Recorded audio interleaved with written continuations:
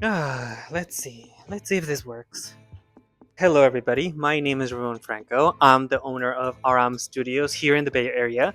These are my mushroom sculptures. This is my mushroom forest, and I want to bring them out for this video. I asked a couple of people on my Instagram. If you don't follow me on my Instagram, it's going to be here right now. And also trying out this new microphone that I just got.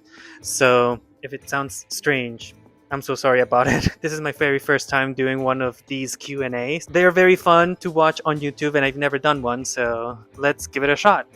So yeah, I asked a couple of my friends to give me some questions about my work, and I am going to attempt to answer them. So yeah, just sit back and watch me and watch me embarrass myself a little bit. So yeah, what medium do you use for the large pieces? I use wood, foam, paint, acrylic, LEDs, obviously, hardware like metal. Let me see. Let me take this one as an example. So this mushroom right here, the base is just simple wood, just the most simple, plywood. As long as it's smooth and very, very compact, because you want it to be bottom heavy. This is mostly air, and it's very easy for you to move. I do a lot of large pieces. I did a 15-foot orchid. This is a food truck. All of my materials are very easy to work with, and all of them are very easy to find if you go to a hardware store, kind of like Home Depot or Lowe's. I had a lot of fun making this food truck. And this is a birthday cake sculpture I made. It's really funny to see people's reactions to this because they've never seen a birthday cake this large. I really like it. I make and design all of my work so that I can move it by myself. I'm usually working by myself. I don't mind this. But yeah, I designed everything so that I can take it apart and put it back together and move it without, like being extremely heavy or extremely hard to um, not replace. I made everything so that if it gets damaged, I can fix it very easily. So, yeah. The center of these is just wood, just like a large piece of wood. Is all the way in the center, like the very, very heart of this, because this, if you can hear it, is foam, is insulation foam or polyester. So very light, very easy to carve. Do not heat it up because the fumes are toxic, and I recommend wearing a face guard when you work with polyester, especially if you're going to be using a heat stick. I use mostly box cutters to do the form because I just like to see what I'm working with. So I use that. Foam boards. If you live in California or in the States, they're gonna be in Lowe's and they're gonna be in Home Depot. Very, very easy to find, very easy to buy. There are two types of foam boards that I use. I use the white one and the pink one. It depends on what type of project I'm going to be using them. Every project is completely different. And I recommend, if you have a little bit of money and you already know what you're doing, I recommend the pink one. If you're barely starting out and you want to do the trial by fire, use the white one. The white insulation foam is going to go everywhere. But if you really know what you're going to do, and if you already know what you're going to do it, how you're going to do it, I recommend the white one. The white um, foam, the white insulation foam is going to go everywhere. It's a little bit messy, but the pink one is a little bit more expensive. It doesn't create a lot of mess, a lot of trash. Yeah, but it all depends on you. It all depends on the like on your patience level. I don't have a lot of patience, and thank God my business just took off and I have a little bit of money, so I can invest a little bit on the pink foam now. And yeah, I use LEDs, just normal LEDs. um the top is foam, and I use plexiglass for the bottom. So, and yeah, and a little bit of hardware to keep it all together. Very simple to me, at least. Right, for the next question, let's see. Let's do green. Let's change them all to green. Come on. Okay. Everybody's green. Okay. What type of paint do you prefer? I like house exterior paint. Is in Lowe's or Home Depot. And And a little bit of a tip, of a side tip, if you know, this is the type of stuff that if you know, you know. if you go there midday or you go during closing time, sometimes they're gonna have a mess up pile of paints.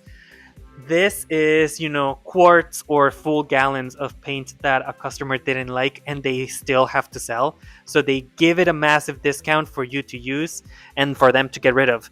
And if you go midday and if you find your color that you're looking for, is so nice because like a quart of paint or a gallon of paint can cost you upwards of $70. But if you find it on discount in the mess up pile, it can be $7. So yeah, that's a very nice deal. If you can save some money nowadays, it can go yeah, it can go a long way. Exterior house paint, I find it to be very saturated, extremely saturated, and you really want that when you're working something this big because you don't want to be applying a coat and then waiting and then apply a second coat or a third or fourth coat. Now you want to be done with just one quick application and wait for it to dry, and that's it. So exterior house paint is the one that I recommend the most. All right, so next question. Let's change it to purple. Let's see, purple. Yeah. I hope these colors are being picked up by my phone. I hope they are. I'm also I'm also drinking raspberry balsamico from Tivana. Do you guys remember that store from the mall? I drink it almost every day. The store closed 7 years ago, I think. And yeah, it's very nostalgic. I used to work there. I worked there for 5 years and I still drink their tea. I drink Tivana tea and I drink Proyecto Diaz coffee here in the Bay Area. I love those brands. They're like the quality, like, yeah, incredible. Next question. Let's change it to red. Let's red, all of them red. Red. Yeah. Did you go to sculpting school? I did not. I did not go to sculpting school to learn how to do this. Literally, I learned how to make all of this um, because of trial and error, honestly. Trial and error. And my sculpture started out, teeny tiny, just small. And they started just getting bigger and bigger and bigger until I was doing something like this. And it's very funny because my mom and we were talking about this the other day, and she mentioned she has a child development master's, so she knows a lot about like kids and what age kids are supposed to do what, like just learning the world around them. And she was telling me that in the 40 years of her career, she has never met a single kid like me that could sit in a seat completely dead silent just working on a sculpture. And yeah, like when she said that, I was just like, I remember that, but I just remember it going by so fast, like she was telling me, yeah, like you were just sitting there sculpting in your own little world for 8 hours every single day, and no one could bother you. And yeah, you were just so into this world. And yeah, I just decided to give you more and more materials for you to like make your sculptures bigger and bigger and bigger. And here we are, like owning my own business. So it's like, thank you, mom. All right, next color. We've done green, blue. Let's go with yellow. Let's see if yellow changes. Yes. Okay. So yellow. Everybody's yellow. Yes. If a beginner wants to start making similar pieces, what do you recommend? I wouldn't recommend a beginner doing sculptures this big from the start. I would definitely recommend people to take their time with something small and something that they can uh, they can't get their, like their patience around. Making one of these requires a lot of patience and a lot of days that you are, you know like under the sun, 90-degree weather. And for example, my studio here, this is an open air studio, so if it's raining outside, I have to deal with it. If it's 100 degrees outside, because summers are getting hotter and hotter, if it's 100 degrees outside, I have to deal with it. If it's raining, I have to deal with it. If it's cold, I have to deal with it. And some days I wake up and I say, oh, I have that sculpture to do, but yeah, there's nothing much that I can do just to deal with it. And sometimes these materials, because they are so large and they require so much attention and attention to detail, they do end up all over you. So you can end up with glue in your hair, on your nails, on your skin, and it becomes very irritant. It's very irritating to start small, like a shoebox, and then once you get comfortable with that, go as big as a TV. And then after you're comfortable with making things as big as a TV, make things as big as a car. You know what I mean? So for a beginner to start doing something like this, definitely start small. Get to know your materials and get to know yourself, your limits, and what you are going to put up with. So yeah, that's what I recommend for a beginner. Orange? Well, it's kind of subtle. I can see it. Would you give a Zoom tutorial on a piece for paying students? Absolutely. Yeah, absolutely. I would definitely would like to pass on my knowledge, my skills, or the little tricks that I've learned along the way. There was a quote from someone. I don't remember who it was, but this person, I think it was a philosopher, he said, an artist has only two responsibilities when he discovers a talent. Number one, he is supposed to work and work and work and work and work and work.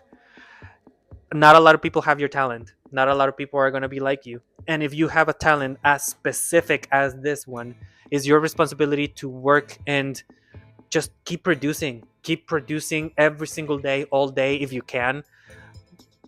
And the second responsibility for an artist that has a talent is to give their knowledge away. Give their knowledge away and give it to the next generation, and give it to your kids, your friends. Share it with people, because yeah, I don't know where a talent comes from. The heavens, stars align. I don't know. But yeah, a talent is something extremely rare and extremely fascinating to analyze, and it's gorgeous and beautiful, intriguing, and sometimes scary, because some days I finish a sculpture and I have no idea what I just made. I just remember I remember setting up and I remember finishing. I don't remember anything in between. Literally, something else took over me and I somehow made something without a plan, without a blueprint, without somebody showing me, and that has to come from someone, God himself. I don't know. Yeah, would I recommend? Would I recommend? Would I give a class to paying students? Yeah, absolutely. Um, and I have to pay my bills. uh, Tea break. This is raspberry balsamico, by the way. I don't know where you can get it. I'm willing to pay a lot of money to buy one of those 5-pound bags. If you have some, hit me up. I'll come through. I'll buy it. All right, for the next question, I want to make them blue. Let's see. I don't know if we've done blue already, but let's do blue. Do you do this full time or is it a side hustle? I do this full time. I opened my studio around 5 years ago, and I haven't really stopped. Honestly, I got a commission almost immediately after I opened my studio, and I've been busy. I've been very busy. And yeah, this is the one thing that gives me money and actually supports my lifestyle. Um um I like working. I really like working. And yeah, it's been incredible because the second I I put my stuff out there, I put my talent out there, I got a commission. And even before I finished that commission, I got a second one, and a third, and a fourth, and a fifth. And I've been doing that ever since for 5 years. So yeah, I decided to go full time. And the second I graduated my with my bachelor's from university, I decided to open my studio. And yeah, if you like a 9 to 5, probably this is not the job for you, because every single day is going to have a completely different feel. Every single day is going to be a whole new struggle. Let's say struggle. Um, yeah, you're going to be very entertained. You're not going to have very comfortable days, but you will have very interesting days. So yeah, blue. Yeah, baby blue. Come on, baby blue. Yeah. Okay. All right. Next question. What is one of the biggest misconceptions about your work? I think Nicole Kidman answered this question for me. She was asked the same thing about acting, and she pretty much said that acting and being an actor and being an artist is 95% hard work and 5% glamour. And that's exactly what my job is, really. You have to work every single day in conditions that you might not like. You have to work extremely hard, and you have to work your fingers to the bone, because these materials are not kind to your body. um, these are very large, and these are very difficult to maneuver, and you have to have a lot of physical strength to make these happen. It's a lot of hard work, a lot of dedication, a lot of research, and yeah, you have to pretty much um, get rid of your comfort to make something this big and something incredible this big. And yeah, what is the biggest what's one of the biggest misconceptions about your work?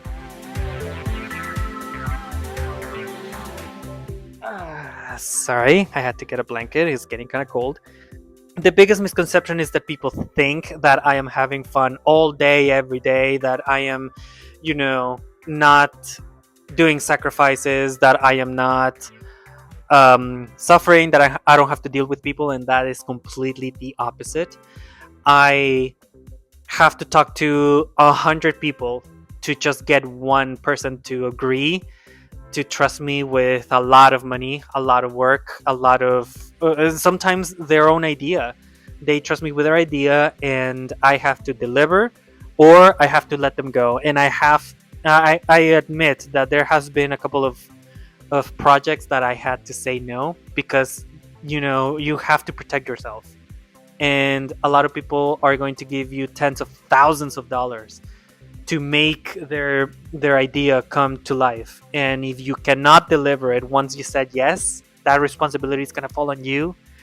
And I wouldn't wish anybody to mess up. And you know what I mean? Like if I decide not to work tomorrow, I can do that because I am my own boss. But the only person that is not going to get paid is me.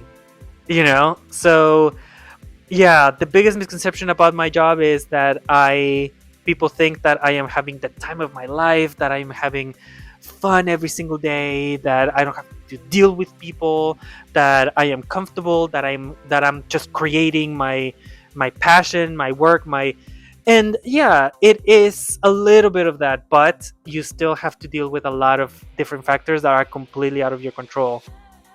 So yeah, the biggest misconception is that one, that you have to deal with a lot of people. You have to make sure that you are that you know how to talk to people, and especially that you know what belongs to you, as far as um like what are your rights as an artist. So yeah, 95% hard work, 10% glamour. The last two questions, I think I'm gonna do a rainbow. Let's do a rainbow. Yeah, like all of them going in different directions all at once. Yeah. Let's do a gradient. Let's do that gradient. Where did you find inspiration? Goodness, I'm gonna have to take a sip for that one.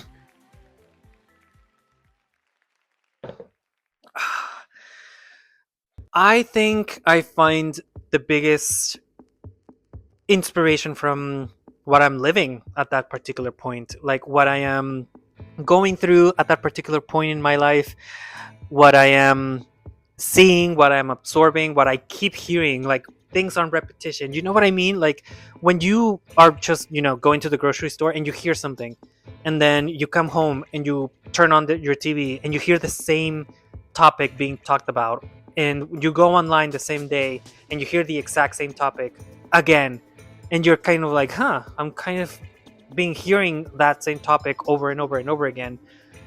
Why? You know what I mean? That's where I draw the biggest inspiration, to be honest. Like, for example, my mushrooms, these mushrooms, I thought about making them because I was graduating university for the first time in, I don't know, of like my entire 28 years of life. I was graduating university and I asked myself, you know I'm about to be done with school altogether. I never gave it a thought of what I was going to become after, being a student. So I was just, sitting there with the idea of like, wow, I'm about to be done being a student. After that, what am I going to be? Like I don't know what I was going to be. And funny enough, I went to a mushroom convention here in the Bay Area, and it was, medicinal mushrooms. It was mushrooms that you can eat, poisonous mushrooms that you have to watch out for. And but the entire time, the entire day that I was at that mushroom convention, people were saying, okay, mushrooms are not animal and they are not plants, so what are they? They're fungi, we know that, but I kept hearing that question from all the people that were new, that I was new to that convention. And everybody was asking, what are they? What are they? What are they? And it's funny because it coincided perfectly with what I was thinking of myself at that time. And I said, huh, I think that's kind of like a sign. And the more I was doing research on mushrooms, I started, cooking with them. I started learning about them and seeing which ones are medicinal and which ones are psychedelics. I don't know. Was so interested in it, and I decided to make some. I decided to make them to mark that point in my life. It was a very interesting thing to make them, finding myself through something that I kind of, I don't know, stumbled upon, I guess. So I think I would like to answer with that. Yeah. I think that's the answer to my question. When is your favorite time of the day to create? Mid afternoon to wee hours of the morning, to be honest. I'm a night owl, so I don't wake up early. Always wanted to be an early bird. I can't do it. I really can't do it. I took all my classes in the afternoon. I have been an afternoon and late owl type of person my whole life. So late afternoon until midnight or beyond. I still take breaks in between, but yeah, mid afternoon to night. I love to create at night because it's the most quiet, the most peaceful. Everybody is just calm, and I like that. I like that tranquility. I think I'm gonna do one more question because it's getting kind of cold and I'm getting kind of hungry. So, priorities. Have you worked as a professional artist before? Yes. When I was a kid, I had an uncle on my mom's side of the family. He was incredibly talented, and when I was probably 5 years old, he was already having and enjoying a 35-year career, artistic career. And if only I can give you some of my memories and I can show you some of my memories. But he was a machine. He used to do costume design, set design. He designed some houses for his friends. and he was brilliant. He was a brilliant artist, and I used to work with him. I was just front and center. I was there when he created something new, and he used me and my siblings as his test audience. If we liked it, it meant the world was going to like it. You know what I mean? And just imagine yourself like seeing this, all of this, when you are 5 years old, and be told that you can do it. That was incredible. And yeah, I always remember that until this day. And when I was 5 years old, just being around things like this and being taught that all of this was just a normal childhood, it was a very good kickstart. And I was working with uncle for a couple of years before I moved to the States. And yeah, it was very interesting childhood. It was very magical, to be honest, because not everybody gets to come home from school and see giant mushrooms or hummingbirds the size of cars in their living rooms. So I'm very lucky. And yeah, I'm very lucky to have had that time working with a professional artist from the beginning of my life. I was beginning my life's journey, and my first memories are working with him. So I just couldn't wait to get started. So yeah, I'm gonna end this video. I am very cold, I am very hungry, and yeah, I hope that you guys enjoyed. This is my very first time doing a video like this, and I hope that you guys enjoyed it. I hope that you guys found some entertainment and some insight into my work. My name is Ramon Franco. Please subscribe to this channel. Please go to my Instagram and check out all the work that I do. And yeah, on my Instagram, I post all of my current work. So what I'm working on right now. So yeah, it will be fantastic to see new friends there. I want to make a small community for people to just enjoy art and just be hanging out with each other. So yeah, and thank you so much. I will talk to you guys soon. Bye.